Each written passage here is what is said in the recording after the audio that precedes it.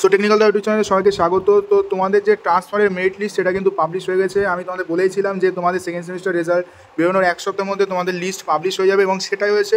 তো দেখতেই পাচ্ছ 12ই আগস্ট 2024। তো তোমাদের যে লিস্ট, ঠিক আছে, তোমাদের যে ট্রান্সফারের মেরিট লিস্ট সেটা তোমাদের পাবলিশ হয়ে গেছে এবং তার সাথে এখানে একটা নোটিশও তোমাদের জন্য দেওয়া হয়েছে।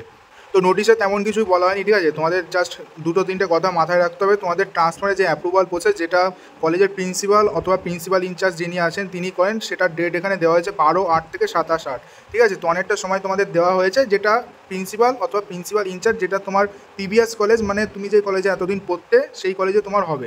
তো তোমার এখানে দু তিনটে জিনিস মাথায় রাখতে হবে, যেটা হলো তোমার যে কলেজে তুমি আগে পড়তে, ঠিক আছে, সেই কলেজে তোমার যোগাযোগ করতে হবে প্রিন্সিপাল স্যারের সাথে অথবা প্রিন্সিপাল ম্যাডামের সাথে এবং বলতে হবে আমি ট্রান্সফারে অ্যাপ্লাই করেছিলাম এবং আমার ট্রান্সফারটা অ্যাপ্রুভ হয়ে গেছে।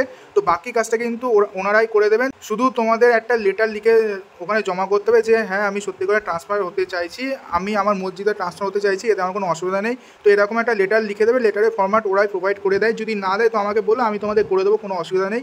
এবং এখানে তেমন কিছু লেখা নেই এবং এখানে বলা আছে যে একটা রেগুলার ক্যান্ডিডেট স্টুডেন্টই ট্রান্সফারে অ্যাপ্লাই করতে পারে এবং যাদের ভ্যালিড রেজিস্ট্রেশন নাম্বার আছে তারাই অ্যাপ্লাই করতে পারবে এবং তাদেরই অ্যাপ্রুভ হবে, এসব লেখা আছে। এগুলো নিয়ে তোমাদের অত মাথা ব্যথা করতে হবে না।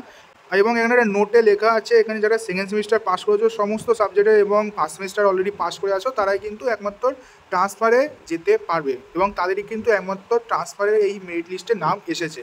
তো যারা ফার্স্ট সেমিস্টারে কোনো ব্যাক আছে অথবা সেকেন্ড সেমিস্টারে কোনো ব্যাক এসছে, তাদের কিন্তু যদি ট্রান্সফারে তোমরা অ্যাপ্লাই করেও থাকো, তোমাদের কিন্তু ট্রান্সফারটা ক্যান্সেল হয়ে গেছে। তো তোমাদের কিন্তু ট্রান্সফার হবে না, তোমরা যেই কলেজে পড়ছো সেই কলেজে কিন্তু তোমাদের কন্টিনিউ করতে হবে। এবং যাদের ফার্স্ট ইয়ার মানে ফার্স্ট সেমিস্টার এবং সেকেন্ড সেমিস্টারে কোনো ব্যাক নেই, তাদের কিন্তু নাম এই লিস্টে আছে, তোমরা এখান থেকে তোমরা চেক করে নিতে পারো। তো এখানটা আমি এক দুটো উদাহরণ দিচ্ছি, যেমন এখানটায় দেখতে পাচ্ছ এখানে আরামবাগ গভর্নমেন্ট পলিটেকনিক থেকে একজন ট্রান্সফার হয়ে রামকৃষ্ণ মিশন শিল্পাবিটায় চলে যাচ্ছে, ঠিক আছে। তো এখানে মেকানিক্যাল নিয়ে অ্যাডমিশন নিয়েছিল এবং মেকানিক্যাল নিয়েই অন্য কলেজে ট্রান্সফার হচ্ছে। তো তোমরা জানো এই বছর থেকে কিন্তু ট্রেড চেঞ্জ বা ডিসিপ্লিন যেটা চেঞ্জ, মানে ইলেকট্রিক্যাল নিয়ে পড়ছো সিভিলে যাবে বা সিভিল নিয়ে পড়ছো মেকানিক্যালে যাবে, এটা কিন্তু বন্ধ হয়ে গেছে। অনলি তোমরা কলেজ ট্রান্সফার করতে পারবে। তো এরপরে যদি তোমাদের কোনো অসুবিধা হয় তো আমাকে কমেন্ট করে বলতে পারো এবং যদি কোনো রকম তোমাদের হেল্প লাগে এই ব্যাপারে তো আমাকে বলতে পারো। তো আজকের এই ভিডিওটা এমনি ছিল, আশা করব তোমাদের ভিডিওটা ভালো লাগে। যদি ভালো লাগে একটা লাইক করবে এবং তোমরা যদি আমাদের চ্যানেল নতুন হবে এবং এরকম ভিডিও পেতে চাও তো অবশ্যই আমাদের চ্যানেলটাকে সাবস্ক্রাইব করবে। তো দেখা যাচ্ছে নতুন একটা ভিডিওর সাথে, ততক্ষণ বাই বাই।